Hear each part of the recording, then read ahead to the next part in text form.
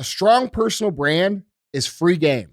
You get people to know who you are, you get attention, you build a reputation, and that will never hurt you. That will only help you. In terms of business, dollars and cents, doing business, it's a massive advantage to have. And I'm going to give you a hack here. Do you want to know what the next biggest trend is? The next biggest trend, which is already happening. All right, what's up? Andy, how do you take showers? Fucking loofah, bro. You use loofahs? Oh, fuck yeah. Because I like a fucking brand new loofah and a pink one, too. Okay, well, I mean, no, but I saw this. See, you're over here trying to make fun of loofahs. I heard you. No, I use a loofah. Oh, you did? Yeah, I use one a of these loofah. dudes. See, I'm over here doing my thing, and you guys don't think I hear you. Fucking heard you. No, because there was this thing that, like, we talked about how the pantries are racist, right? But I saw this article, and it made me think of it because they were talking about things that, like, I guess, like, only black people do. And apparently it's a black person's thing to wash up with a washcloth. We used to use washcloths. Yeah, I used them growing up, but like I've stopped. Well, I used one to like. That's because they came out with loofahs. That's what I'm saying. Like I used the loofah. I feel like it gets in there a little bit more. Would you drive a Flintstone car if they had a regular car? No. Okay. Yeah. Well, then that's why you don't use a washcloth. You should use a loofah. Yeah. Everybody knows the loofah is good for you. It exfoliates the skin. That's makes what I'm you feel saying. clean. It gets in there. Yeah, it's good stuff. Yeah. What color is your loofah? Blue. Mine's blue and black.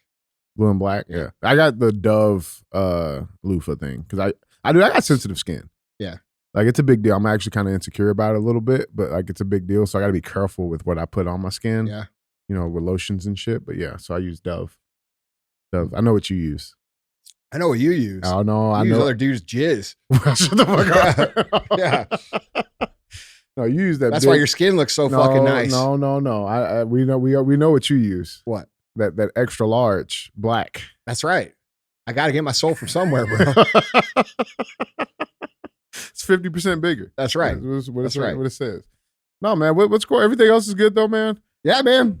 Going good. What you sipping on over there? That's a change up. This is my post workout here. Got it from the Smoothie Bar. It happens to be the MFCEO smoothie. Oh, what's he taste like? It's like a chocolate cherry chocolate. That's a good one. Yeah, it's good. It's my favorite one. It's my favorite one because it's got the right macros. Yeah, you get a shit ton of protein, yeah, it's low got carbs. 51 grams of protein, Yeah. 20-something grams of carbs, low Yeah. fat. It's good. Yeah, I like it. I just got done training legs, so getting swole. Yeah, fuck yeah. Yeah. Training's going good. Everything's good. All three of them. What? Excuse me. But yeah, training's going good.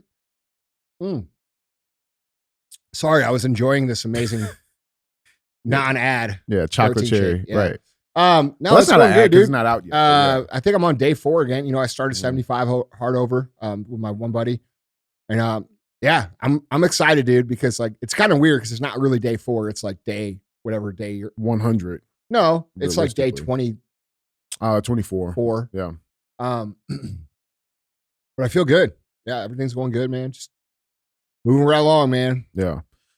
I think it's important right now for, I think it's important right now for people to really take it seriously, like what they're controlling, because, I've heard from so many of you over the last couple of weeks, just through the socials, that are struggling right now because of all the panic and the shit going on in society. And, like, guys, this is the reason I've spent the last 3 years, and DJ spent the last 3 years, and other people as well have spent the last 3 years trying to warn you what the fuck was coming. Mm-hmm. And here we are, and now everybody seems to be losing their fucking mind. Like, I'm just kind of like, yeah, I fucking told you, but like in these chaotic times, guys, you have to realize that it's extra important to control what you can control, because if you don't control what you can control, because of the nature of society, you're going to naturally feel anxious. You're going to naturally feel depressed. You're going to naturally feel like things are spinning out of control. And so if you don't make the effort to really make a conscious effort to control what you can, which is how you move, which is what you drink, which is what you eat, which is the information you consume, who you spend your time around, what execution you take. These things matter, especially in times of chaos, because in times of chaos, most everybody else kind of stops. They're like, fuck, what do I do? And they pull in. This happened to me in 2008. In 2008, in business, all the shit happened, bro. And all my competitors stopped trying. They completely stopped. And they went into like survival mode. And usually, well, the reason they went into survival mode is because most of them were way overextended. They were not running a business responsibly.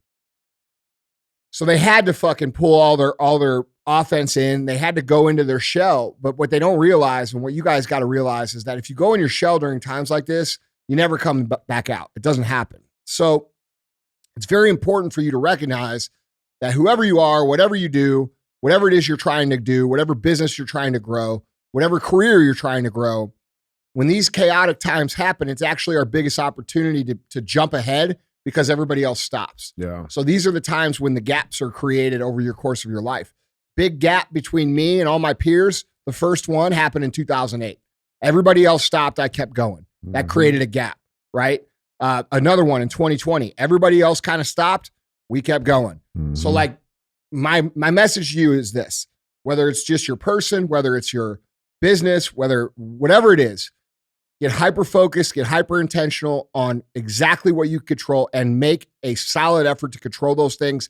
Because if you do not, you're going to fall the way of everybody else, which is panic, chaos, and paralyzation and lack of progress for maybe forever. Because a lot of these people, like I said, when they go in their shell, they never come back out. And remember, this is the tortoise and the hare analogy that we've all heard. Doesn't matter how fast you're moving. What matters is that you keep moving. And so that's the message that I think really everybody needs to take at this point in time. You know, I have put in my effort and I've put in my dues trying to warn everybody what's going on. I think a lot of people are aware of what's going on and they're panicking now. And the people who aren't aware, these are the people who aren't aware of what's going on and they're just like, holy shit, all this shit's happening.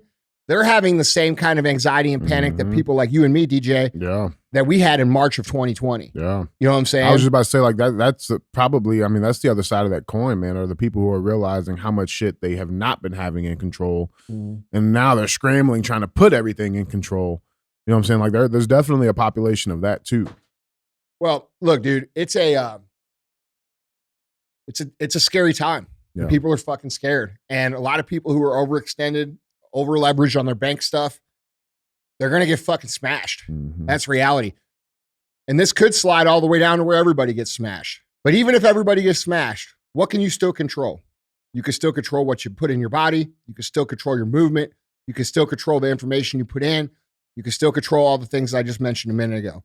So control those things and you'll feel a much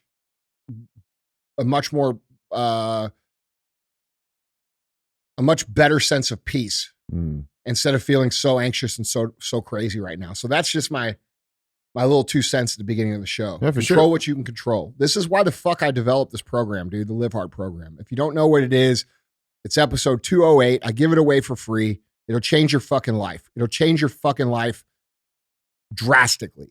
And that's why I give it away for free. So if you want to learn about that, it's episode 208. It's audio only on that. It's not on YouTube. So anyway. But I think that's the importance of like this specific type of episode, the Q&As, is because we're taking the people's frustration and panic and scramble and trying to give some clarity of how to actually move forward during these times. So for sure. That's the symbiotic relationship we have. Well, look, dude, I wish y'all would have listened to me in 2020. Just being honest. Yeah. You know, the best time to plant a tree is 20 years ago. The second best time is now. So if you thought I was full of shit and all these things I said, when I said, hey, don't put that shit on. Don't take that thing. Don't comply with that because that's going to lead to this and this and this and this and this. Well, here we are. We got banks failing. We got economy fucking tanking. In my opinion, it's going to get a lot worse before it gets better. So I think all of us, everybody listening, would do ourselves a big service by really locking down and focusing on what we can control and moving forward from there. And then addressing these issues as they come now. Because right now, at this point in time, I don't think it's something that we can stop from happening. Yeah, it's real, man. Unless some major changes take place. Yeah. And those major changes we talk about on CTI. Yeah, for sure. Well, let's get into these questions, man. Let's make some people better. And starting off with question number 1. This is a great intro to it. Andy, You have talked about how being a great intrapreneur is a route to financial and career success that is often overlooked as opposed to the glorification of being an entrepreneur. What advice would you give a recent university graduate who is on their first day of full-time work in the real world so that they can be the best intrapreneur as possible, especially if the company they are joining is remote friendly and opportunities for in-person connection with other team members and managers are limited? How do you become the best intrapreneur? All right. Well, first of all, becoming the best intrapreneur that's the same method that we talk about becoming the best in anything. Okay. So I'm going to give you a real practical tip here, but becoming the best is becoming the best in anything. If you want to become the best popsicle salesman, it's the same fucking route as becoming the best entrepreneur, as becoming the best athlete, as becoming the best musician, as becoming the best is becoming the best. It's all the shit you all heard. You've heard me talk about it for 10 fucking years. Here's the tip though. When you're new in an organization, this is extremely, extremely important. All right. When you are new in an organization, a lot of people come into an organization and they try to like feel it out and they try to like get comfortable. And I understand this, right? Because it's scary to go to a new thing. It's like going to a new school, right? You got to learn 400 different names. Totally they got to learn one. It's intimidating. Yeah. It's scary. Yeah. Get that. But where people fuck this up is they come in, they get too comfortable. Okay. So they find the friendly people, they find their little group inside the group. Right. And they sort of get comfortable, and then they start to like work the same way that all these other people work, and they start to kind of follow their lead. And what happens because of that, well, in most companies, and this is not my companies, but in most companies, what ends up happening is you end up falling in line with people who really aren't that great of employees, and you follow their path. Okay. So it's kind of like joining the cool kids in high school. Like the cool kids don't really ever amount to much. Everybody knows that. All right. So let me offer you a very practical, very real tip from someone who's ran companies, big ones, for a long time and employed thousands of people. You have a very unique opportunity when you first join an organization to stand the fuck out. And you should utilize that. All right. And what I mean by that, it doesn't mean come in dressed up like fucking Superman to stand out. What I mean is do not let yourself get caught in the churn. All right. As soon as you get comfortable, as soon as you recognize what needs to be done, as soon as you understand what you're supposed to do, go do it, and do it so fucking hard and so fucking good that the people who just hired you are like, they're convinced that they just hired Michael Jordan of entrepreneurs. Okay. You only have one chance to fucking make that impression. And a lot of people, they don't do that because it's uncomfortable to do, but understand that the uncomfortable things are the things that lead to the biggest rewards. Okay. So if you're new in an organization, utilize the opportunity to stand out by doing an undeniably great job. And at the very least, show undeniably great initiative and drive and skill set, even and willingness to learn is a big thing too. And just do what you can. Where can you help? What can you do? And by the way, this is all on top of you doing your little job perfectly. All right. And if you can do that, dude, your chances of moving out of the churn quickly are drastically improved. And that's the goal as an entrepreneur. Because like, dude, entry-level positions are churn. All right. There's people that come, there's people that go. There's people that come, there's people that go. You do not want to, you want to spend as little amount of time in those roles as fucking possible. And you want to display skills that are valuable as quickly as possible. And you want to display initiative as quickly as possible so that you stand the fuck out. Because if you can do that right away, you could skip a major long step that most people have to like go through. Because what most people do, like I said in the beginning of the question, is they get comfortable, they start hanging out with the people, and a lot of people don't even get planted into their company because they fall in with the wrong people and they end up getting cut out. Now you're marked for the rest of your tenure. So, dude, it's very, very important for you to understand this. No matter what organization you're joining, you have a tremendous opportunity at the beginning to make a ridiculous impression in the first 4 to 6 months. Okay.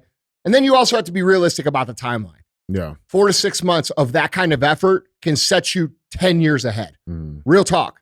Because, dude, like just using my place as an example, There's people that come here that start off in the gym or start off, maybe back in the warehouse.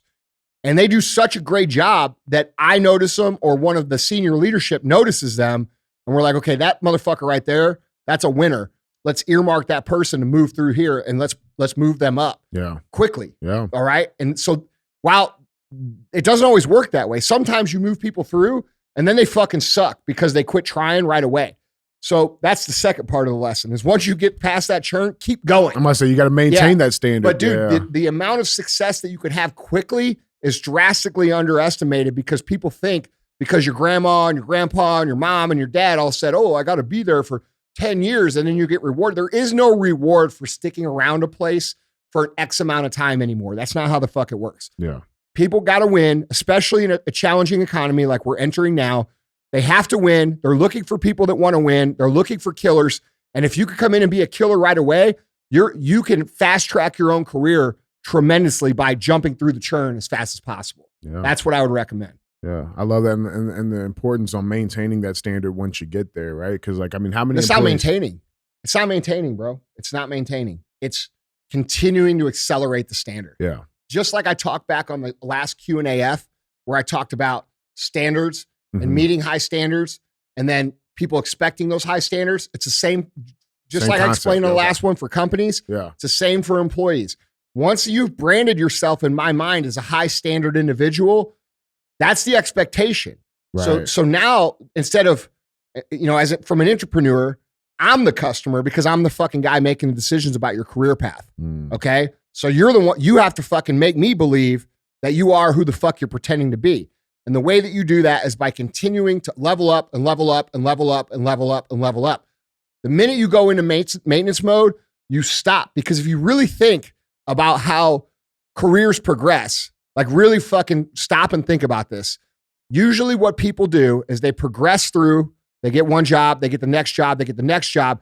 And the reason that they stop progressing isn't because they stop progressing. It's because they get to a job that they just don't really perform that well at and they stay there. So really it's like accelerate through the hierarchy of jobs until you get to one that you suck at and you stay there forever. And that's not what you want to do, bro. Yeah. You know what I'm saying? So you have to continue to up that standard and get better and better and better and better. And it's a lifelong journey. It's not something you can do in 6 months. Yeah. So don't think about it in maintaining.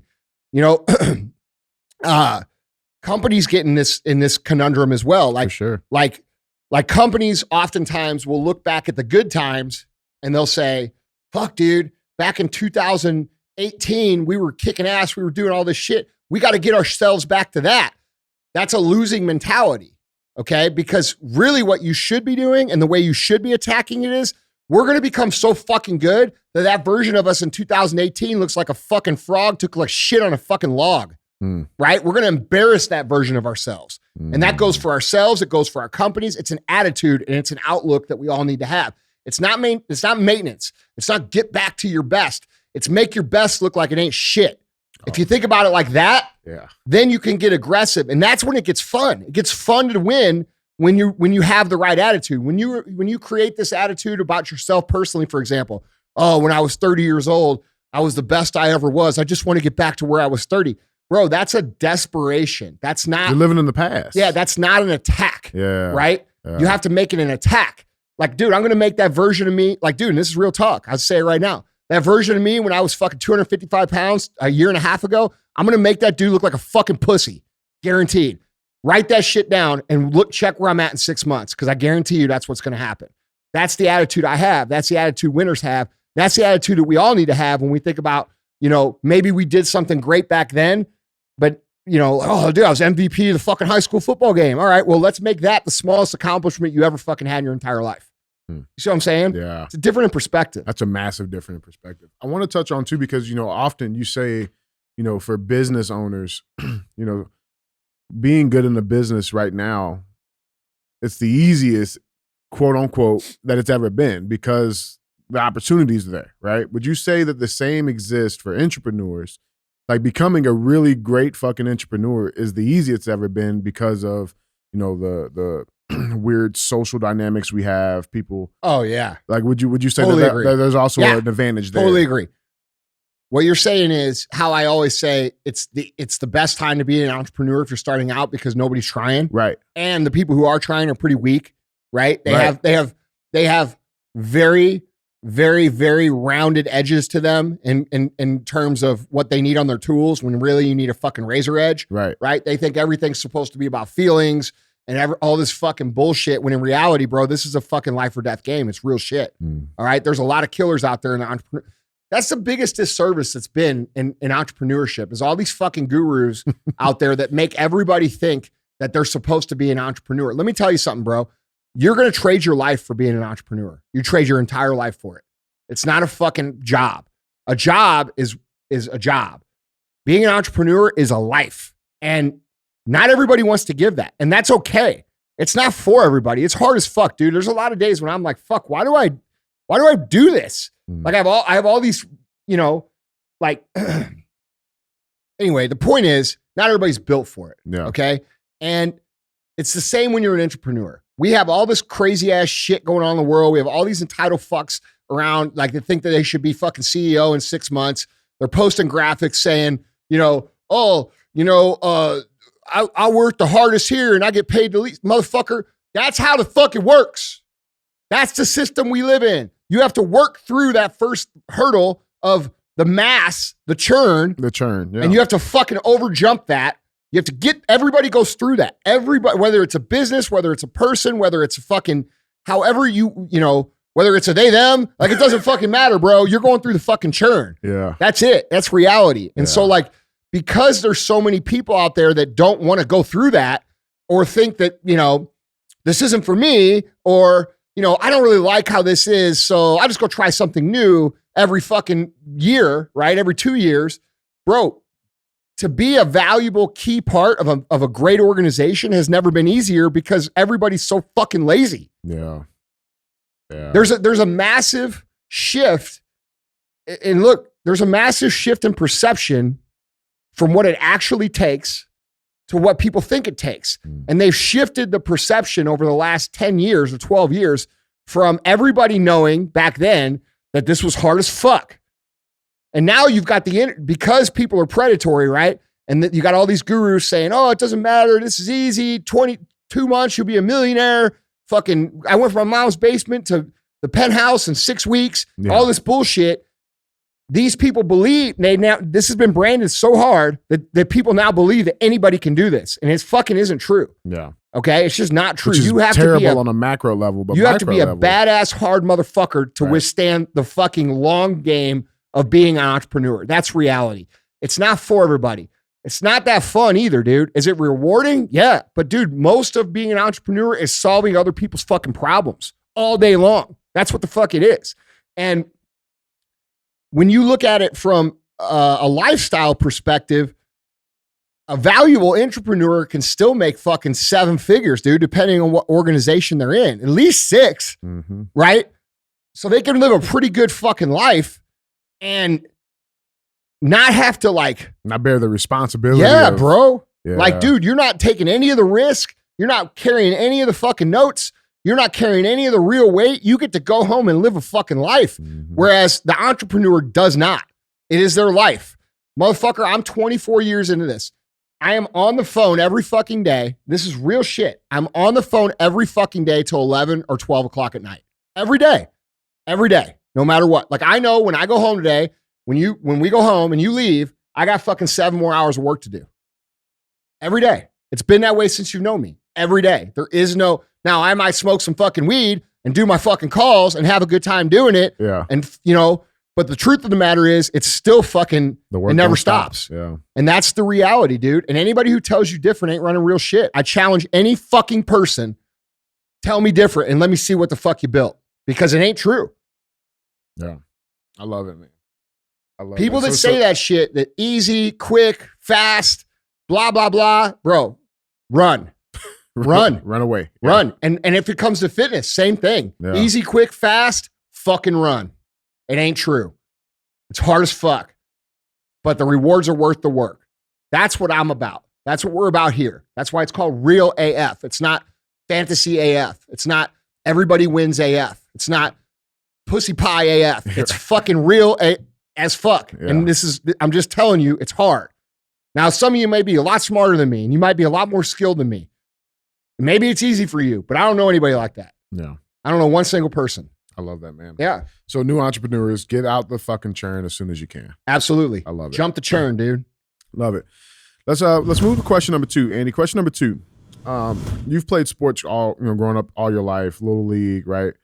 And you've had your fair share of great coaches, I'm assuming, right?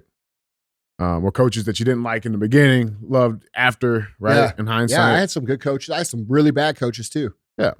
So that's what this question is kind of pertaining to.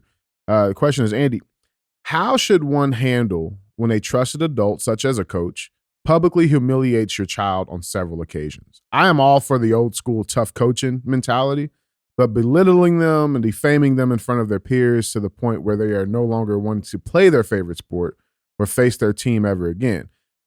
For some examples, the coach would say is, quote, "You're fucking weak.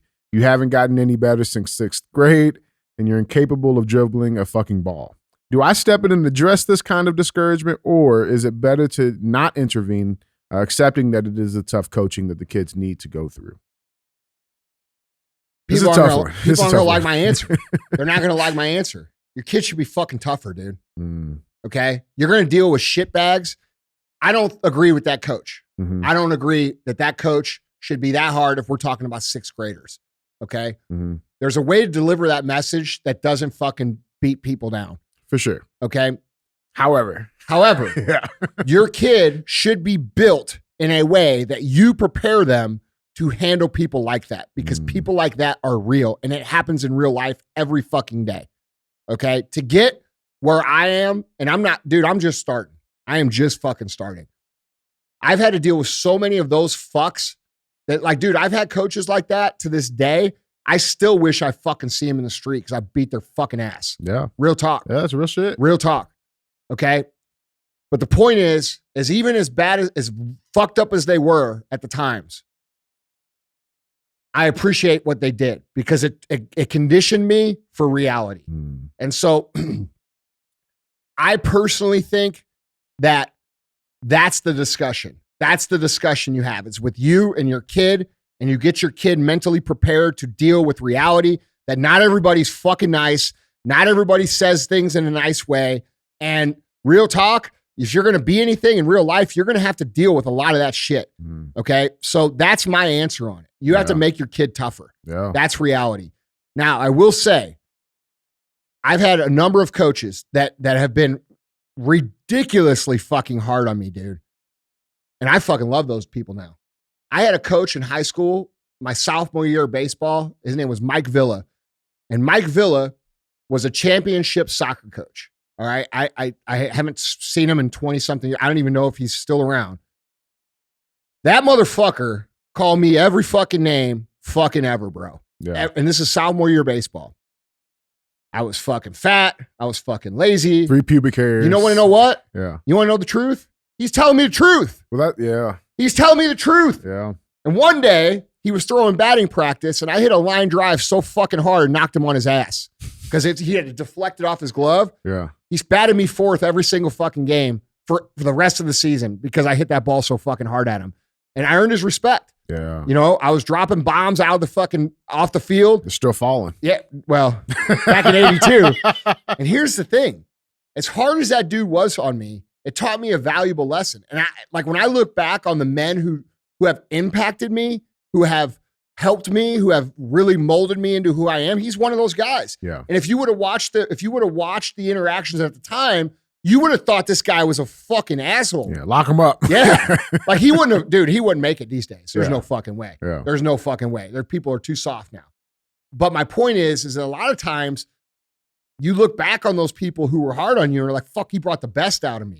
He taught me, like, dude, you know how much he actually cared. Dude, totally. Yeah. And I'm very thankful for being able to play just even 1 year with him as a coach, because I think I learned more about competing that 1 year than I learned with all my other coaching combined. Yeah. So I'm very, very thankful for that experience. So maybe think about that as well when you think about like a coach being too hard. You know what I mean? Absolutely. It's too hard today, and you might hate him today. I hated that motherfucker back then. But now, like, I love that dude. Yeah. You see what I'm saying? And I, personally, that's kind of the philosophy I carry too. Like, I understand that some people don't like me right away. Today. But in 5 or 6 years, when you've listened to what I said, or at least you've gone out and seen that what I said was true, you start to understand that I was actually giving a fuck about you. Absolutely. So, I'm very thankful for that, man. But the point is that if this kid is in 6th grade, maybe, right? Mm-hmm. But by the time he's in high school, he might deal with another coach like that.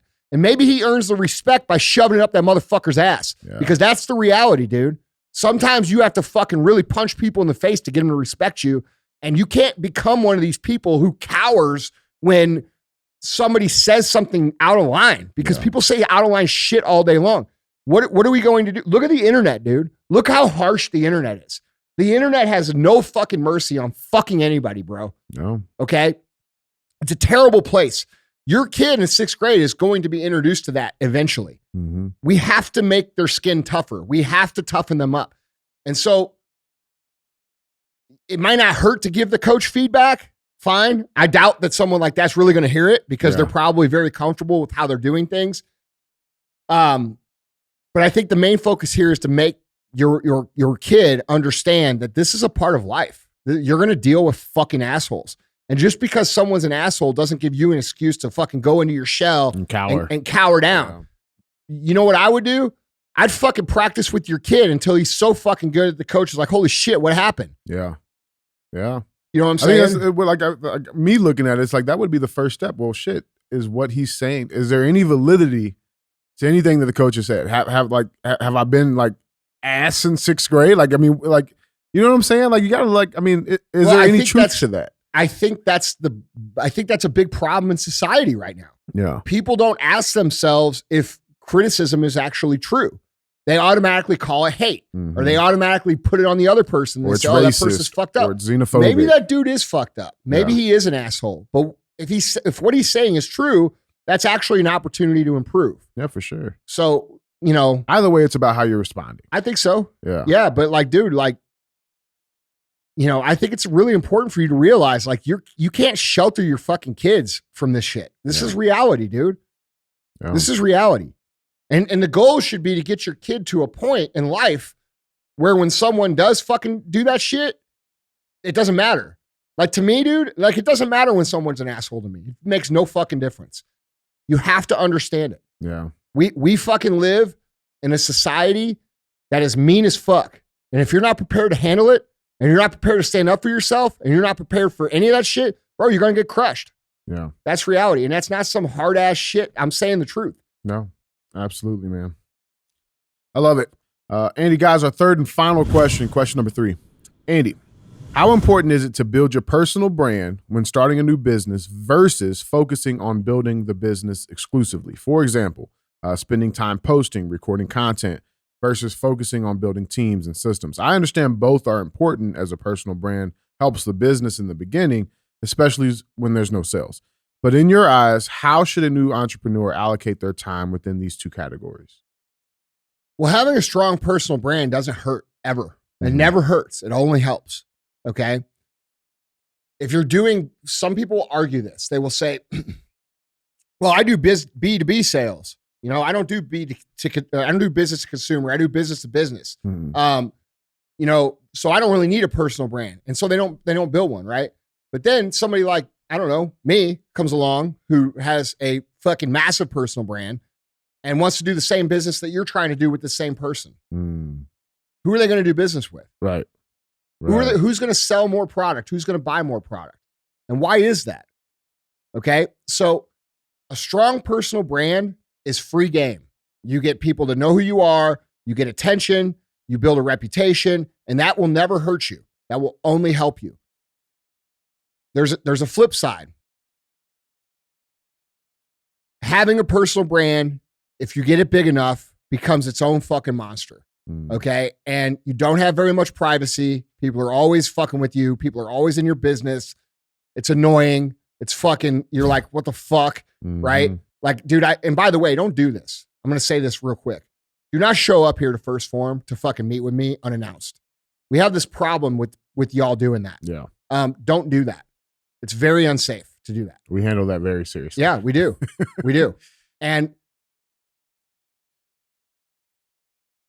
it seems to always be the same kind of person. It's almost like some people are having like a manic episode where they've been up for 3 days. I drove 17 hours to come see you.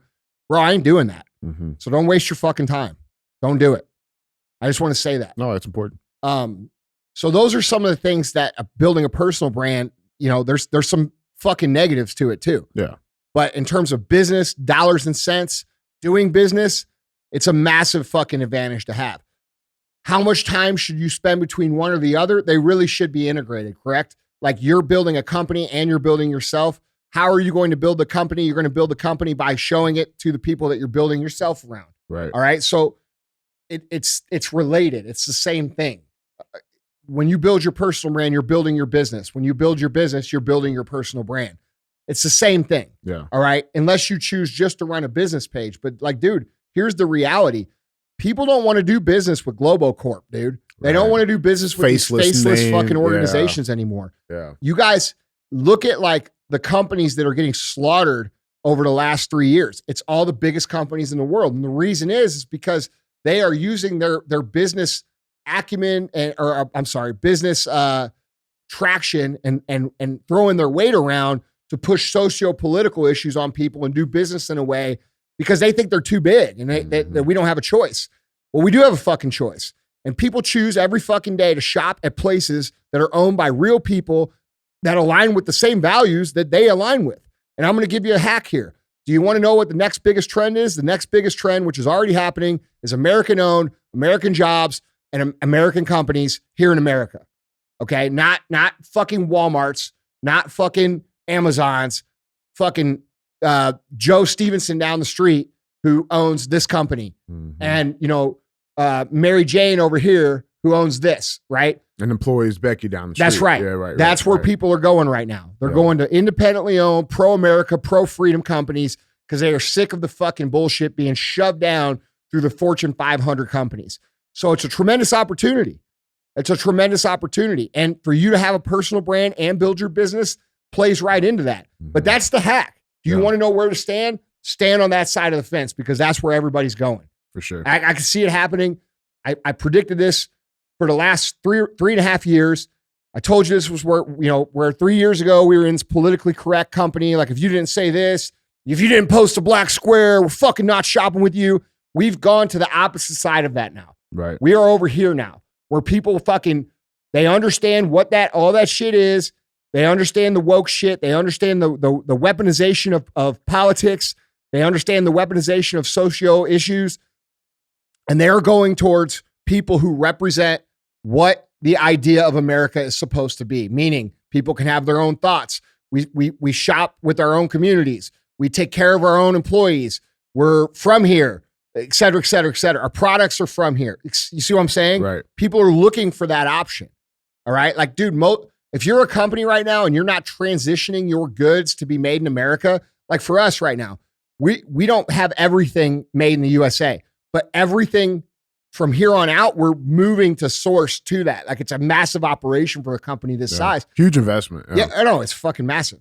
But and it's way more expensive to do. But it's super important to the world. And when you start to do that, people start to see that. They recognize that. They start buying from those companies. Yep. So that's where it's going. That's the trend. I don't give a fuck what anybody says. I don't care what anybody these other fucking gurus say. They're fucking wrong and I'm fucking right. And I can see it in the numbers now. And I've been saying it for 3 years. And in 3 more years, I'm going to be saying, guess what, motherfuckers?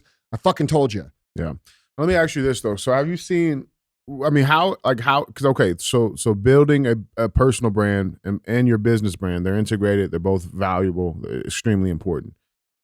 But what's some words of caution, I guess, that you would put out to people who are focusing too heavily on that personal brand and not enough on the business brand?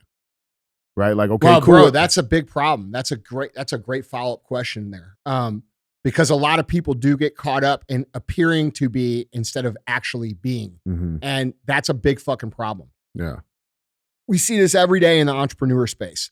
We see people who own a business that sells widgets and, they come on the scene trying to sell widgets. And then in fucking a year, Now all of a sudden they're an entrepreneur coach and they've got a group and they're trying to, and like, dude, listen, motherfucker, you need to worry about your own business before you try to be some sort of superstar on the internet. And that's a product of people not understanding that people recognize results. They recognize credibility. And by you even trying to put yourself out there as like some sort of superstar, guru, entrepreneur fucking dude, when you haven't really built anything, bro, people see through that. And that's why you have trouble fucking getting people to follow. Bro, I don't post for Arte. How many posts do I make about Arte? Yeah, very few. Very little, yeah. Right? By the way, we do have tickets for sale right now. I'm just saying. Yeah, but that's not a post. Yeah, that's not a post. I just got to, while we're talking about it, we do have tickets for Arte Live on April 22nd. A few left. You guys are interested in that, come see us live. Tremendous lineup. Cool. But that's the extent of it. Like you motherfuckers out there that try to do this shit where you're a quote unquote coach when you ain't even really built a real business. The reason you have to post 7,000 fucking times is because no one fucking recognizes you as an expert. And I know that hurts to hear, but what you should hear is this. I'm going to go out and build a tremendous business, and then I'm going to talk about how I did it. And because people get consumed with the gamification of the internet, which is followers, like, shares, right? They want more followers, they want more likes, they want more shares, they want more views. And they start to get into it. It becomes a game. And they're like, fuck, I got to get more followers. I got to get more shit. I got to get more this. I got to get more that. And they think that those things will automatically grow their business, which they will grow your business because they bring attention. But if you have a shitty business that people only come to one time and then leave, you're not really growing anything over here. So I personally, I'm glad you asked that question, because I think most people that are coming onto the entrepreneur social scene right now spend far too much time trying to act as if they already are, and far too little time actually becoming who it is they're trying to represent themselves to be. Yeah. I can understand someone, when you're young, like, look, dude, everybody when they're young is a little full of shit, right? You're kind of like, you're trying to posture because you really know that you're weak. I totally get all that. And everybody's gone through that. Every grown man who has grown up into a real business, they went through that shit. I fucking get it. But you can't let that take your eye off the focus of building your real business. That's the biggest fucking thing you have to have. Because if you actually want to be recognized, which is why people get sucked into that, if you actually want to get the recognition, you want to get the likes, you want to get the shares, you want to get the views, if you actually want to get that, you have to have something real that people can fucking see. I love that. Yeah, and it's just you have to put the fucking cart where the cart belongs and the horse where the horse belongs. Yeah. And if you get them backwards, you don't go anywhere. And so I personally, there's a lot of young guys listening. They hear what I say and they think, oh, Andy's hating on us. I'm not hating on you, bro. I'm teaching you how to actually do this so that by the time you actually do know what the fuck you're actually talking about, because let's be honest, you don't. Okay. When you actually do know what you're talking about, you'll have this massive fucking credibility that people can't fuck with. It's undeniable. Yeah. And like, dude, you'll probably, like I do, have multiple things like that. Like, you're going to have this company, and you're going to have this company, you're going to have this company that services this company, and you're going to build something so impressive over the next 15 years that you become a legitimate fucking source of knowledge, and that's everlasting. Like, that's not something you have to hustle for. Like, people come to you for it. Right. And so it's important for you young guys and young girls to really walk that balance properly. I'm not hating on anybody's hustle, bro. Like, I get it. But if you don't do it the right way, you end up having to chase your tail the entire game for the rest of your life. You stay in that churn. That's correct. And that is a churn. Yeah. All right. You're in the churn of hustling people to believe that you're credible when you're not really credible, instead of just taking the time to build the credibility. And then those people come to you without the hustle. You see what I'm saying? Yeah. That's sustainable. Doing it the other way around, that's not sustainable. It's just not. And here's the problem with that. When you do it like that, I've met a lot of young, really, really good entrepreneurs who come out and they do what I just said not to do, and then they end up ruining all their credibility for a long time. Like, people are like, yeah, well, that guy's full of shit. And you're stained, and especially with the people above the ladder. Yeah, bro. That's exactly right. It's not the people on the internet that matter, bro. No. It's not the random fucking hater or troll. It's the people above you that now look at you and say, fuck, Oh, this person's kind of full of shit. I don't want to do anything with it. It's the people in the rooms you're trying to get into. That's right. Yeah. That's real and shit. So it's man. a delicate line to walk. And you have to be mindful to not get sucked into the social media. I mean, dude, look. It's far more fun when people come to you because they recognize you to truly be what it is you are, right? Than it is trying to convince them that you're that. Yeah. It's a lot more fun, dude. I love that. So put in the time, don't be in a hurry. Like put in the time to build that business, build that thing, make it kick ass. And eventually people are going to recognize it and they're going to be like, fuck. And you're going to be glad you did it because now you're going to have this real asset over here. Yeah. That's the other thing. This part of it, the coaching thing, that's cash flow that you get, okay? Right. This over here, you build a fucking cash flow and an asset. It's a big fucking deal. Yeah. All right. And if you do it right, you don't even need the coaching. That's bullshit. Correct. Yeah, man. That's correct. Makes sense. You know, and it's a hard discussion to have because a lot of the young people, they're in such a hurry, and I get it because I was in a hurry too. They don't understand that if you just put that first 10 years into really just fucking building your business, you won't have to worry about the other part because the other part comes with it. You see what I'm saying? Absolutely, man. I love it. Do the work first and then talk about how you did it. That's it. Don't talk about how you're doing it. There you go. Or what you're going to do. Yeah. Like, dude, I mean, how many posts are we see a day of, well, you ain't seen nothing yet. I might have been knocked down 400 the last 7 years in a row, but I'm fucking getting, dude, listen, people get tired of hearing that. They get tired of hearing it. And we all know, like, we know you mean it, but at a certain time for your own credibility, you have to follow through or fucking people won't listen to you. Yeah. So stop talking shit and start doing shit. That's really the bottom line. I love it, man. Guys, Andy, that was 3. Go pay the fee.